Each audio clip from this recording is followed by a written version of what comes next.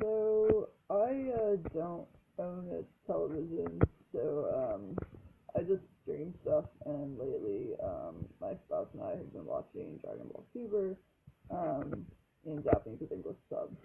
Um, I chose to do the English subs because the English dub actually changes a lot of dialogue in a way that explicitly changes the gender roles, actually. Um, for instance, there's a scene the way back in Dragon Ball Z, which is the previous series, based on the same characters though, where one of the male characters wears a pink shirt, and in the English dub he's angry because it's pink and that's feminine, whereas in the English sub he's like a prince and is just mad, or the Japanese dub he's like a prince and he's just mad because it's like commoner clothes. So I think that honestly interesting to me watching it is seeing the difference in how gender roles are portrayed.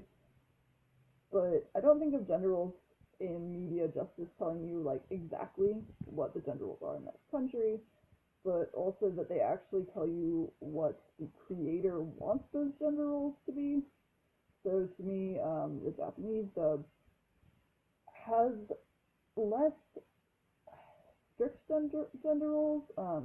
Characters are allowed to be feminine even by Japanese standards, and still embody being male characters.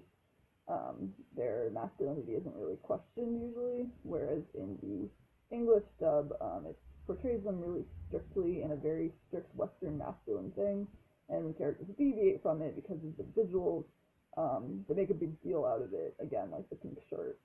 Um, Similarly, now in Super, there's been a lot more filler, which is just kind of everyday things instead of fighting to action show. And the filler has had a lot more domestic stuff, the characters cooking and cleaning, and the Japanese dub, again, doesn't make a big deal out of male characters doing this, which partially probably portrays that chores are considered a normal part of especially a husband's duties in a house in Japan.